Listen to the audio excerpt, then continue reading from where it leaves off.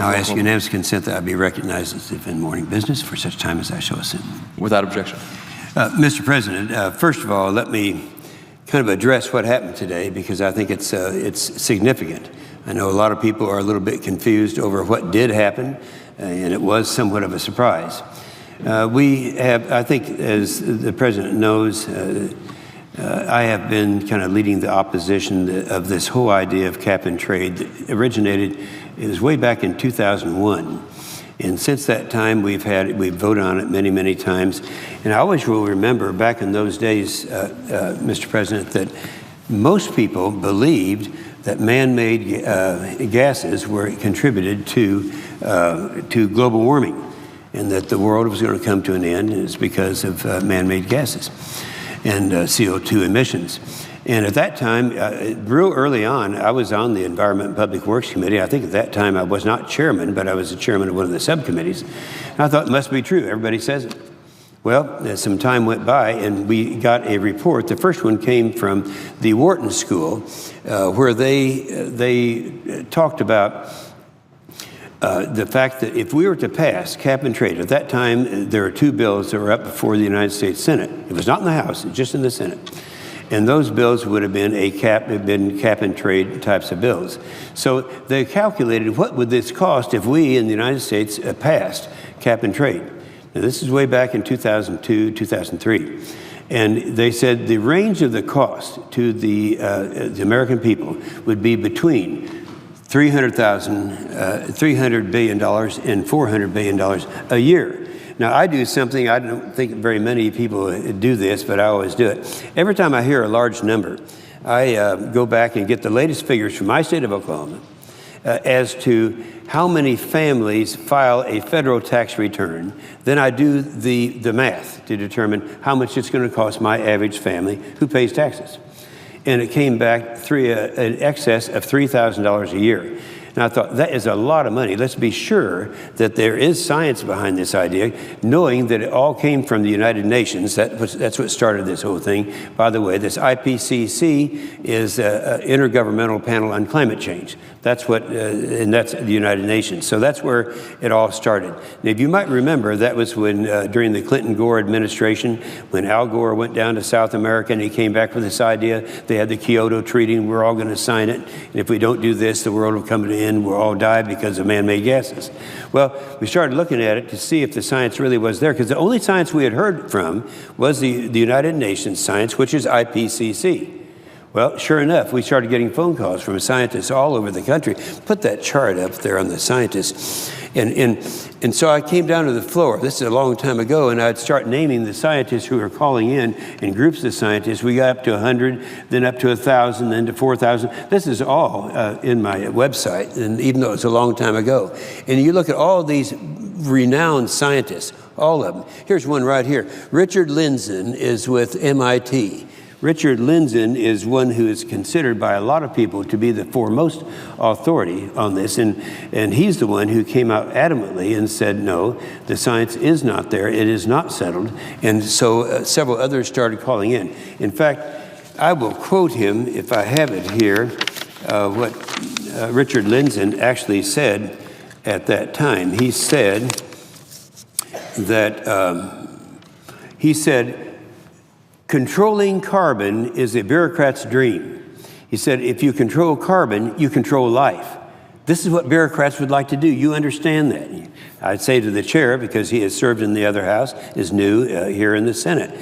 Lindzen also said, talking about Al Gore. Al Gore at that time was Vice President of the United States. He was the one that was really pushing this. He says, to treat all change as something to fear is bad enough. To do so in order to exploit that fear is much worse. And of course, what he was talking about, Richard Lindzen, MIT, was the fact that Al Gore at that time, they had speculated that he would be the first environmental billionaire. That was speculated in the New York Times. So anyway, after that happened, all the other scientists started checking in. These are scientists that cannot be challenged, these individuals. We have hundreds more, but I have a make on each one of these that I'd be glad to discuss or debate with anyone. But at the same time, other things were happening.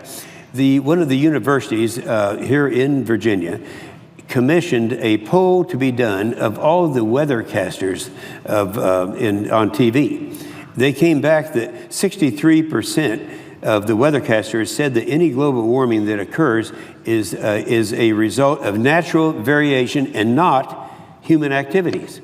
So when I hear people, and I know I have good friends on the other side that really believe this, and I think that sometimes you have to open it up and realize there is another side to this story. So when they say that 98% of the scientists agree, it just isn't true. And we have the names and the things that have actually been said. I think one thing that people are going to have to remember. Well, let me first of all say what happened today, because I know that they've been told that I would explain what happened today. My good friend, Senator Whitehouse, had an amendment. The amendment was one sentence. It says that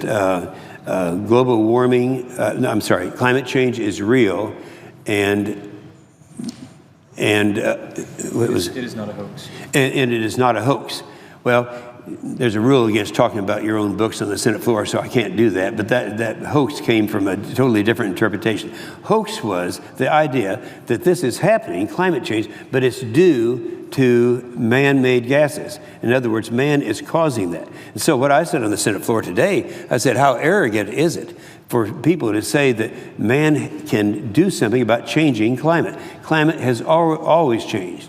And I quoted this morning. I said it's changed. You go back and read look at the archaeological findings. They talk about climate from the beginning of time has changed and changed both ways. They talk about, and the scriptures talk about it. And so this is something that everyone has agreed, and no one would debate that it has always happened. The debate is whether man is causing that to happen. So here we have a chart that shows do you remember the hockey stick? The hockey stick was the concept that one of the guys with the IPCC came out, and he said that it's like a hockey stick. We had this weather going like this for a long period of time, then all of a sudden it shot up and it resembled a hockey stick. But what they forgot was to put these two things in the hockey stick, but it's supposed to be level. One is the medieval warming period that was between about 1000 and 1500 AD. We're talking about recently. And then that went into the Little Ice Age. Well, those were kind of left off the chart. So we have looked back. Everything you look at talks about how many years in the past we have had this change that's taken place in climate. Now I'll go, and I'm going to do this from memory, but there are, in addition to these major changes like you're seeing on this chart, which is a chart that this actually is the IPCC's chart, so no one's going to argue with that because they're the ones that dreamed up this whole idea. That's the Intergovernmental Panel on Climate Change. But within that, I can remember when I first heard the terms global warming or an ice age, it was when they went back and they started tracing not long-term trends in climate change, in weather, but short-term, starting in 1895. From 1895 to 1918, they had what they referred to as a cooling spell, possibly another little ice age. Then in 1918, it started getting warm again, and so from 1918 to 1945 was a little warming period, and so that took place every 30 years. Then in 1995, from that period until 1975, for 30 years, it again went into a cooling period. Here, Mr. President, is the key. No one will argue with the fact that 1945 was the year that we had the maximum increased surge in CO2 emissions. And that precipitated not a warming period, but a cooling period. Then, of course, 75 came along. Where are those charts that showed in 1974? Time Magazine or one of those? Yeah, here it is. This is Time Magazine. This is the front. And they said, is another ice age coming. It's 1974. This is making my case. Everybody believed it. And they talked about global warming before that and then another ice age, but we're all going to die one way or another. Now, I put up the other chart, which is also Time Magazine. And this is when they said, oh, no, here's the last polar bear and all the ices, so we have another global warming period. Both of them Time Magazine, both of them 30 years apart. This is what has been happening for a long period of time.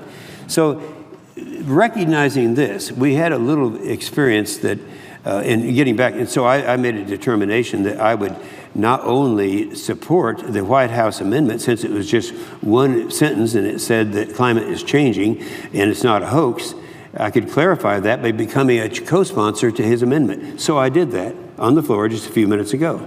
And I said on the floor that, yes, it is changing, no one questions about that. But the hoax is that there are people who are so arrogant that they think they have the power to change climate. Now, that's the hoax, and not the fact that that climate is changing. So that is what has been happening. And when some of the scientists came out and they started changing back and forth, and all of a sudden people realized this whole thing was cooked up by the United Nations, IPCC was part of that group, then they found out that some of the scientists that were behind this it was discovered that they had some emails that were sent out saying and proving conclusively that they were cooking the science, that these scientists were lying, that they were, and so one of the things that was discovered that came out was an email from one of these scientists to another, and that was 1999, and it read, and I'm quoting now, "I've just completed Mike's nature trick, adding in the real temperatures of each of the series for the last 20 years. In other words, they were cooking the science at that time. This thing was such a scandal that throughout the world, we didn't hear nearly as much in the United States, but we did throughout the world.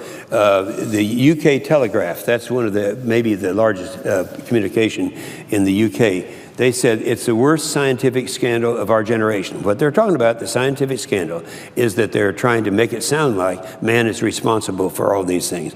The Financial Times came out, they said the closed-mindedness of these supposed men of science is surprising even to me. The stink of intellectual corruption is overpowering.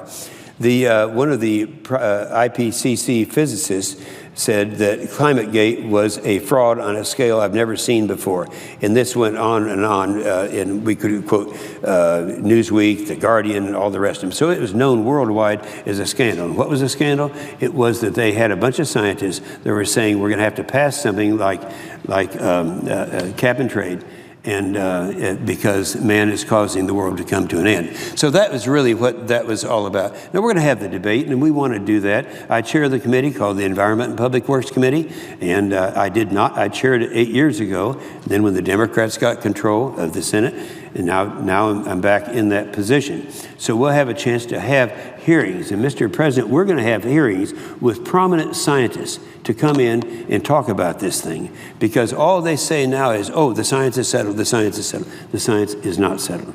And that's the reason my good friend Senator Wyden, I know, is wanting to make some remarks, but that's the reason that I made that statement today. And I think that we will have that very healthy debate, but let's keep in mind what the president was suggesting last night. It would cost the American people $479 billion a year, and that would constitute the largest tax increase in the history of America. And that's one of his legacies that he's trying, during the last part of his presidency, that he announced last night that he's going to put as a top priority. So we'll be there to be the truth squad in that, and we'll make sure that my kids and grandkids, and I've got 20 of those, are not going to be encumbered with the largest tax increase in the world, particularly when their own director said, if you pass it, it will not reduce CO2 emissions. And with that, I yield the floor.